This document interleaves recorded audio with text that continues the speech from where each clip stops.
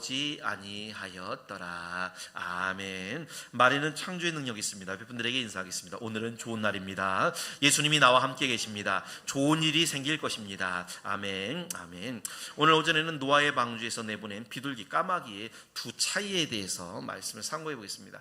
우리가 잘 아는 대로 홍수의 심판 후에 방주 안에 있던 노아가 이제 방주 밖으로 나가도 될까? 창문을 열고 바깥 상황을 알아보기 위해서 두 마리의 새를 차례로 내보냅니다. 하나는 까마귀고 하나는 뭐죠? 비둘기 내보내잖아요. 까마귀와 비둘기. 자, 여기서 노아의 방주는 영적으로 뭘 의미하냐면 오늘날 구원받은 하나님의 교회를 상징하는 겁니다. 이 홍수, 물은 이 세상을 상징하고요. 노아는 하나님을 대신해서 방주 안에 동물들을 돌보잖아요. 오늘날 성도들을 영적으로 돌보는 목회자가 바로 노아입니다. 노아가 내보낸 까마귀와 비둘기는 누구를 상징할까요? 교회 안에 있는 우리 성도님들을 다 상징하는 것입니다. 저도 예배 후에 제가 축도 끝나고 뒷문을 열고 여러분들을 세상으로 보내드리죠.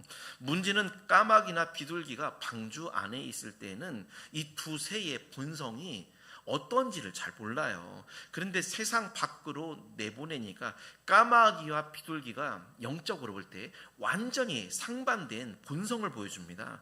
마찬가지로 교인들이 교회 안에서 예배 드릴 때는요, 누가 어떤 믿음을 가졌는지 좋은지 나쁜지 잘 몰라요. 근데 교회 문을 열고 세상으로 나가면 어떤 신자는 까마귀의 본성을 드러내서 까마귀처럼 살고요, 어떤 신자는 비둘기의 본성을 드러내서 비둘기처럼 살게 되는 것입니다. 여러분이 이제 예배 후에 방주인 교회를 나가시게 될 텐데 여러분이 까마귀에 가까우신지 비둘기에 가까우신지를 한번 잘 살펴보면 좋겠습니다. 세 가지 교훈을 한번 상고해 보겠습니다. 첫째로, 비둘기는 방주로 돌아오고요, 까마귀는 방주로 돌아오지 않습니다. 8장 7절 창세기 읽어보겠습니다. 시작. 까마귀를 내놓음에 까마귀가 물이 땅에서 마르기까지 날아 왕래하였더라. 아멘. 아멘. 여러분, 비둘기 같은 신자는 주일에 방주인 교회로 돌아오게 됩니다. 근데 까마귀 같은 신자는요, 주일에 방주로 돌아오질 않아요. 교회로 안 돌아오죠. 까마귀는 방주로 돌아오질 않고 일단 나가니까 날아서 왕래를 했습니다. 그런데 여기서 이상한 게, 방주 밖에는 지금 물이 꽉 차 있잖아요. 땅이 없죠. 근데 까마귀가 지금 돌아오지 않는 건 어디에 발을 붙였다는 거잖아요. 어디에 발 붙였을까요?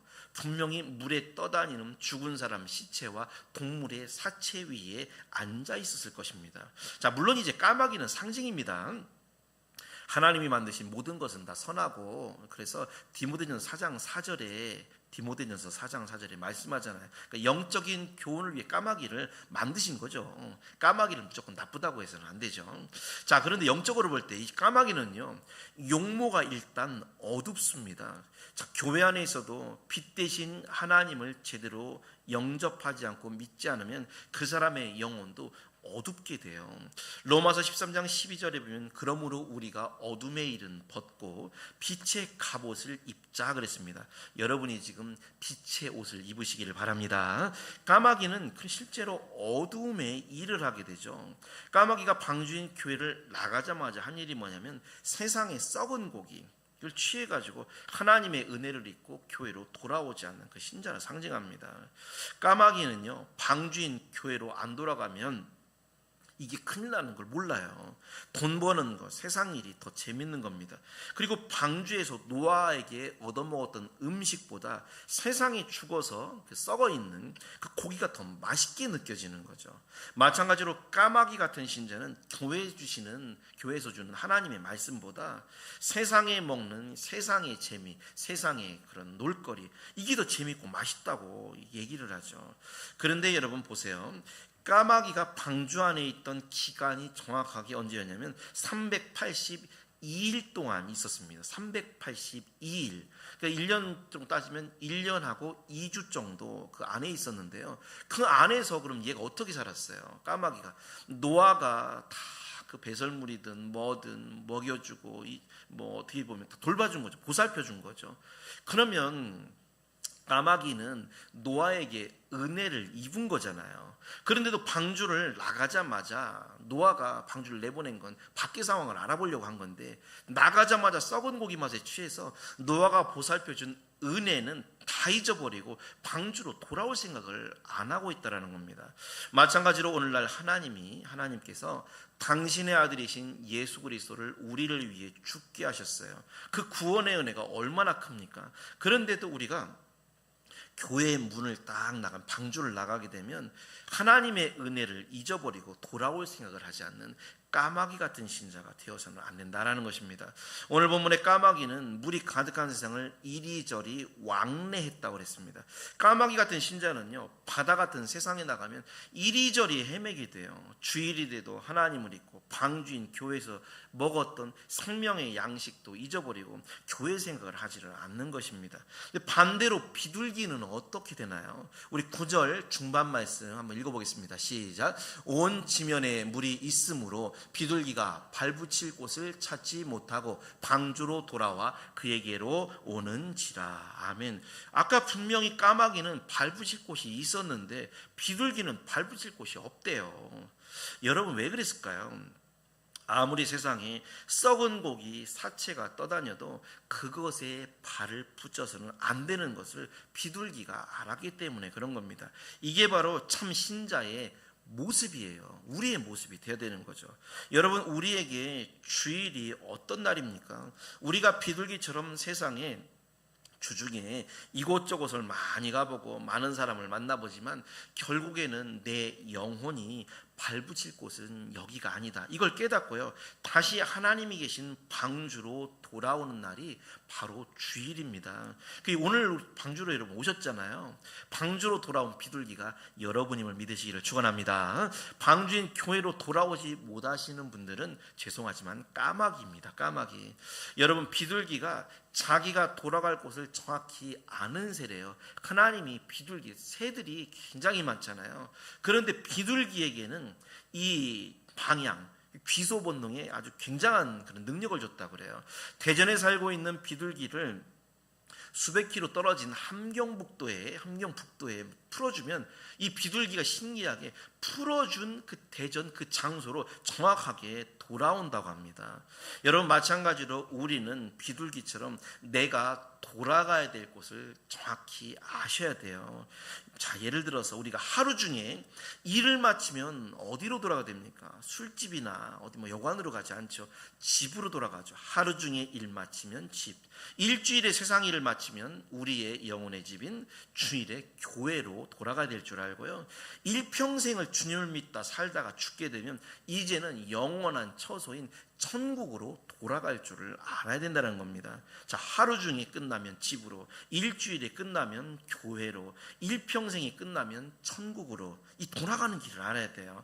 시편 90편 3절이면 모세의 시편인데요, 하나님께서 사람에게 너희는 돌아가라 하셨다 이렇게 말씀했습니다. 돌아가래요. 내가 발붙일 곳이 여기인지 아닌지 이거를 분명히 알고 내가 돌아갈 곳이 어디인지를 분명히 알아야 되는 것입니다.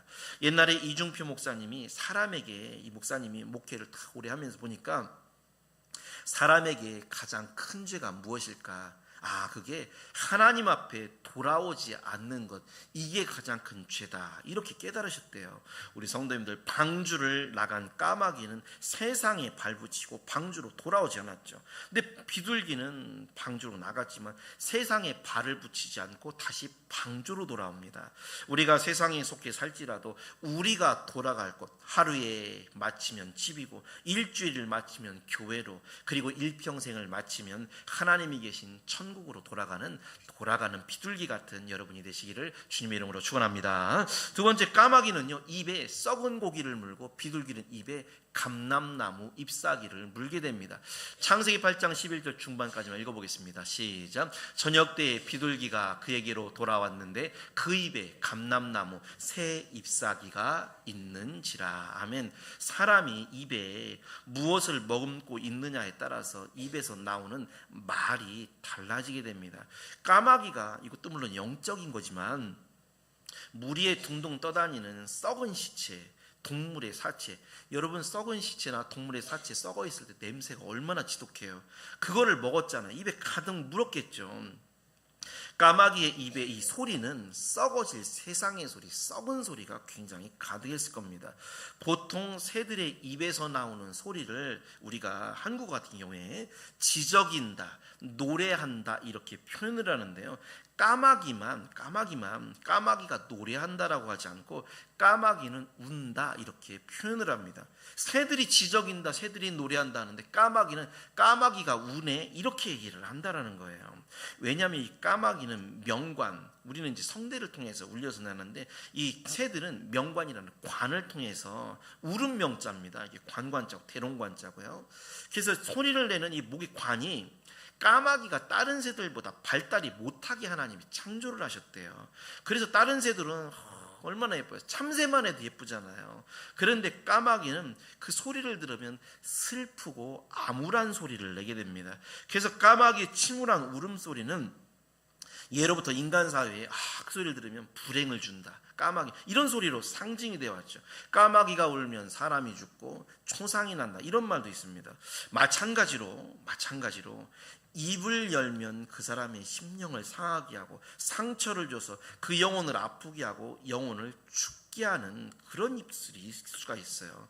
이런 말 하는 사람들은 대부분 신앙이 깊지를 못하고 세상에 굉장히 썩어질 것을 입에 많이 물고 있는 경우가 많습니다. 세상에 썩어질 것을 가득 물은 그 신자 입에서 나오는 그 소리를 여러분 한번 들어보세요. 남에게 기쁨을 주지 못하고 슬픔과 근심을 주는 말들을 굉장히 많이 하게 돼요. 남에게 실망 주는 말을 많이 하고요. 매사에 부정적인 침울한 소리, 침울 이것도 울음이잖아요. 침울한 소리. 내 가정과 교회와 내가 다니는 직장을 어둡고 슬프게 만드는 사람들이 있습니다. 여러분 만약에 내 입에서 늘 우울한 소리만 내가 계속 한다면 내가 지금 까마귀 소리를 내고 있구나 이렇게 아시면 돼요. 반대로 비둘기는 입에 감람나무 새 잎사귀를 물고 돌아옵니다. 여기서 감람나무는 올리브나무죠. 올리브나무. 감람기름은 성령을 상징합니다. 성령을 기름 붓는 걸 상징하죠.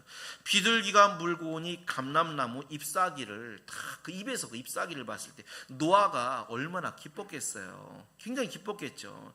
마찬가지로 세상에 썩을 것이 아닌 성령을 상징하는 감람나무 잎사귀를 물고 온 이 비둘기와 같이 성령을 우리가 모시고 성령을 모신 신자의 입의 이 말은 다른 사람에게 노아에게 기쁨을 주듯이 기쁨과 위로를 주는 말들을 많이 하게 된다는 것입니다. 여러분이 보세요. 비둘기가 감람나무 잎사귀를 물고 왔을 때 물이 빠지죠. 그리고 새로운 하늘과 새 땅이 이루어졌다는 걸 노아에게 알려주잖아요. 우리가 성령을 우리 심령에 모시고 살면 이 감람나무를 모시는 거죠. 우리가 장차 들어갈 새하늘 새 땅 천국이 가까이 왔습니다. 이거를 알려주는 사람이 되게 되는 것입니다. 갈라디아서 5장 22절에 보면 성령의 열매는 희락, 기쁨이라고 그랬죠. 성령은 사도행전 9장 31절에 위로의 성령이라 그랬듯이 감람나무 잎사귀, 성령을 상징하는 이 잎사귀를 입에 물게 되면 우리 입에서는요 항상 대화할 때 위로의 말이 되게 돼요. 격려의 말, 권면의 말, 소망과 희망의 말을 계속하게 하게 되는 것입니다. 그래서 신자들 가운데 그의 하는 말을, 그 입술의 말을 가만히 들어보면 늘 부정적인 말을 하는 사람은 까마귀처럼 저 사람 입에는 썩은 고기를 물고 있구나. 또 하나님 이야기, 예수님 이야기, 은혜되는 이야기, 격려와 위로되는 이야기를 하는 사람은 감람나무 잎사귀를 물고 있구나. 이거를 우리가 구분할 수가 있는 거예요. 또 하나 입에 물고 온 감람나무 잎사귀는 380일 동안 자기를 돌봐준 노아에 대한 이 비둘기의 어떻게 보답이었습니다. 어떻게 보면요. 사실 감람나무 잎사귀가 잎사귀인데 뭐 대단해요. 입에 문 잎사귀는 보잘것이 없습니다. 마찬가지로 우리가 주님 앞에 이 방주인 교회로 돌아오잖아요. 그러면 작지만 마음을 담은 정성의 예물을 드리고 하나님께 마음을 기쁘게 해드릴 수 있어야 돼요. 누가복음 21장 2절에 보면 어떤 가난한 과부가 2랩돈 동전 2개 넣는 것을 보시고 축복하셨잖아요. 이 과부가 사실은 보잘것없지만 2개를 입에 물고 온 비둘기와 같은 신자라는 겁니다.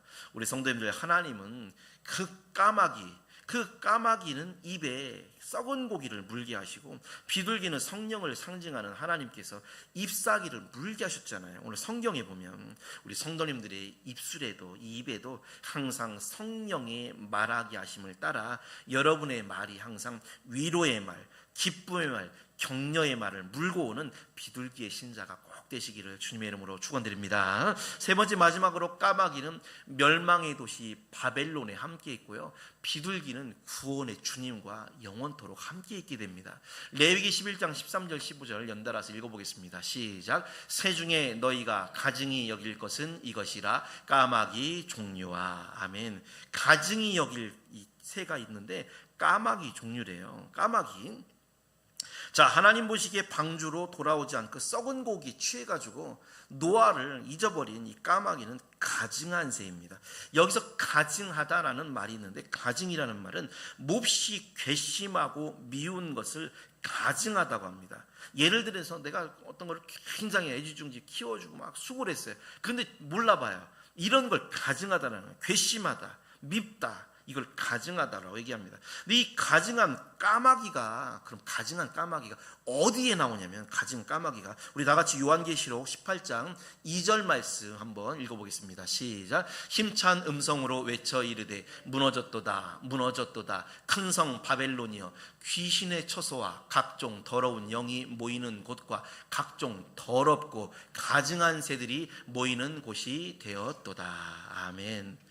여러분, 노아의 방주에서 노아가 물에 빠져 죽을 까마귀를 돌봐주고 양식을 먹여 길러줬잖아요. 하나님이 우리를 방주인 교회에서 우리를 하나님의 말씀의 양식으로 길러주시고 당신의 아들 예수 그리스도를 대신해 죽게 하셔서 죄에 빠져서, 까마귀가 물에 빠져 죽듯이 우리는 죄에 빠져서 죽을 운명을 구해준 은혜를 우리가 잊어버리고 세상으로 나가서 썩어질 없어질 돈, 세상 것에 빠져서 주일인데도 방주로 돌아오지 않는 까마귀 신자는 가증한 새가 되는 것입니다.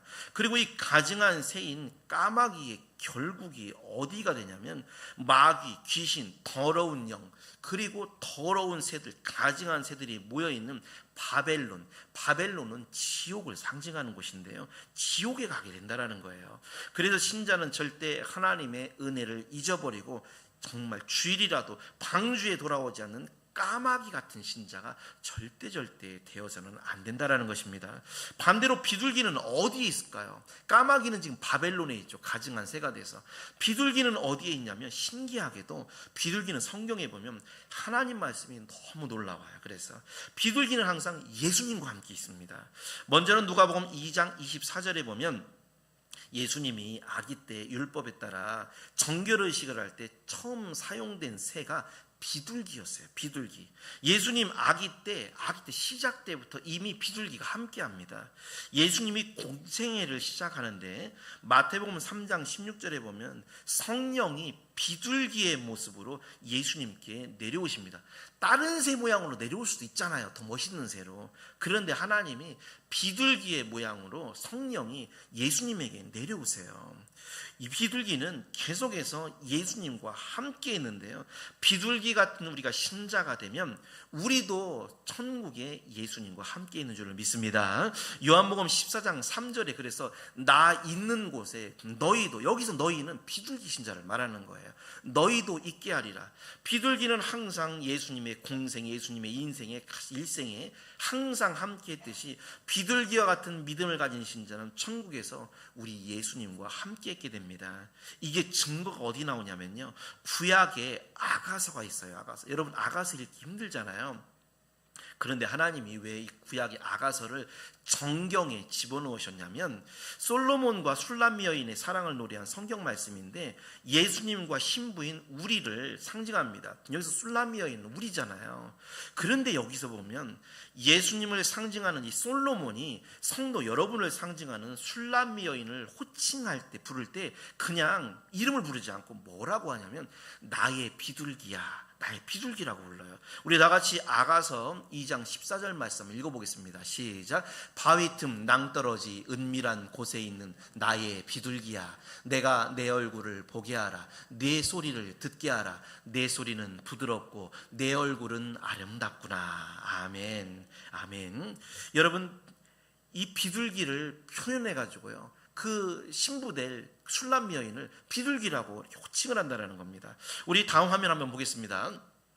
그리고 솔로몬이 그 술람 여인을 볼 때 그 눈을 볼 때 뭐로 비유하냐면 다 비둘기의 눈으로 비유를 해요. 아가서 1장 15절에는 내 눈은 비둘기 같구나. 아가서 4장 1절에 보면 내 눈이 비둘기 같고, 5장 12절에는 눈은 시냇가의 비둘기 같은데, 계속해서 이 솔로몬이 다른 새도 더 예쁜 새도 많은데 비둘기에 계속해서 비유를 합니다. 그럼 여기서 왜 눈을, 우리 성도님들의 눈을, 여러분 눈을 예수님이 보실 때 네 눈이 꼭 비둘기같이 이쁘구나 할 텐데요, 왜 비둘기 같다라고 하셨냐면, 비둘기는 신기하게도 한 가지만 보는 눈을 가지고 있대요. 오늘날 과학자들의 연구에 의하면 비둘기의 눈은 한꺼번에 여러 가지 사물을 이렇게 잘 복합해 보지 않고 한 가지를 주시하는 그런 능력이 있다고 합니다. 마찬가지로 비둘기 같은 참신앙은요, 세상에 많은 것들이, 유혹이 눈에 들어오지만 오직 표대 되신 예수님을 마음의 눈으로 항상 생각하는, 이게 바라보는 거죠. 오늘날 여러분, 이 세상을 보세요. 바벨론과 같이 멸망할 세상이기 때문에 볼거리도 많고 유혹거리도 얼마나 많은지 모릅니다. 그러나 우리의 영의 눈에는 비둘기같이 여러분의 눈에 항상 우리의 십자가에 예수님이 보이시기를 축원합니다. 중요한 것은 본문 9절에 보면 비둘기가 발붙일 곳을 찾지 못하고 방주로 돌아오잖아요. 그런데 그때 손을 내밀어 방주 안으로 받아들이게 됩니다. 자, 노아가 잘 보시면 손을 내밀어서 반갑게 맞아줘요. 그냥 비둘기가 방주로 올 때 그냥 멀리서 이렇게 뒤에서 보고 그냥 오나 안 오나 뭐 하나 이런 게 아니라 노아가 친히 손을 내밀어서 비둘기를 맞아줘요. 이게 영접이라고 그래요. 요한복음 14장 3절에 보면 예수님이 너희를 내게로 영접하여 나 있는 곳에 너희도 있게 하리라. 우리가 천국에 가면요, 그냥 예수님이 왔어 이 정도 수준이 아니라 손을 저렇게 벌려가지고, 여러분이 비둘기잖아요, 우리를 반갑게 맞이해 준답니다. 여러분, 우리가 정말 반가운 사람, 귀한 사람 맞을 때 어떻게 하죠? 두 팔을 벌려가지고 확 안아주고 이렇게 막 맞이하잖아요. 그래서 여기서 노아가 바깥 소식을 알려준 비둘기를 손을 벌려서 맞아준 이것이, 여러분이 나중에 천국에 가면 예수님이 여러분을 그냥 맞는 게 아니라 손을 벌려가지고 여러분을 이렇게 맞아주는, 영접하는 모습이 바로 노아가 비둘기 맞아준 모습이에요. 우리 성도님들, 노아의 은혜를 잊어버리고 세상에 썩을 것을 취한 까마귀는 가증한 새가 되어서 돌아오지 않죠. 멸망의 바벨론, 지옥에 가게 되지만 노아의 은혜를 잊지 않고 방주로 돌아온 비둘기는 예수님과 함께 영원토록 있는다라는 것을 기억하시고, 여러분 절대 까마귀 되지 마시고 비둘기가 되셔서 영원한 예수님과 영원한 천국에 꼭 함께 하시기를 주님의 이름으로 축원드립니다. 결론적으로 우리가 여러분 까마귀일까요? 사랑받는 여러분은 비둘기입니까? 첫째로, 여러분은 주일이 되면 반드시 방주인 교회로 꼭 돌아오고 있습니까? 그러면 사랑받는 비둘기이십니다. 주일이 되어도 세상 일에 바빠서 방주인 교회로 돌아오지 못할 때가 많은가요? 안타깝지만 돌아오지 않은 까마귀 신자가 되는 겁니다. 두 번째, 우리의 입에 세상의 모든 얘기들, 세상 말들 얼마나 많아요. 불평, 또 절망, 낙심, 남을 상처 주는 말이 혹시 가득하진 않은가요? 그러면 우리의 입에는 썩은 고기를 입에 문 까마귀가 되는 겁니다. 아니면 내 입에 감람나무 잎사귀와 같은 성령의 은혜가 가득해서, 그래서 좋은 일들을, 좋은 소식을 전해주고 격려를 해주고 위로를 해주나요? 그러면 기쁜 소식을 전해준 감람나무 잎사귀를 문 비둘기가 되는 것입니다. 마지막으로 가장 중요한, 은혜를 잊고 방주로 돌아오지 않은 까마귀는 가증한 새가 돼가지고, 가증한 거, 괘씸한 것을 가증하다고 그랬어요. 미운 거. 계시록에 멸망하는 바벨론에 가게 되고요, 방주로 돌아와서 기쁜 소식을 전한 비둘기는 영원한 천국에 계신 예수님과 함께 영생복락을 누리게 되는 것입니다. 우리 성도님들, 노아의 은혜를 잃어버리고 썩은 세상에 취해서 방주로 돌아오지 않은 이 까마귀, 오늘날 이 시대에 까마귀 성도가 너무 많아요.